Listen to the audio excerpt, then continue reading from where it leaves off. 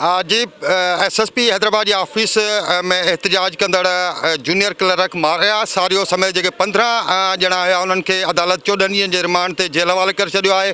अदालत जेको आहे उन्हनि खे सेपरेट जेको आहे उते रखण जो बि अहकामात जारी कया आहिनि।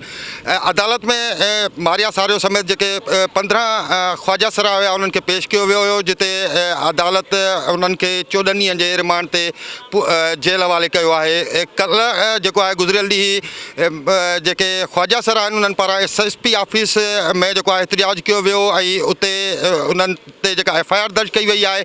उन्हनि में तोड़ फोड़ ऐं जा बि जेके मुख़्तलिफ़ जेके दिफ़ात आहिनि उहे लॻाया विया। मारिया सारियो ऐं पिंकी समेत मजमूई तौर ते 15 ॼणनि खे गिरफ़्तार करे अॼु अदालत में पेश कयो वियो। अदालत जेको आहे उन्हनि खे 14 ॾींहंनि जे रिमांड ते जेल हवाले कयो आहे।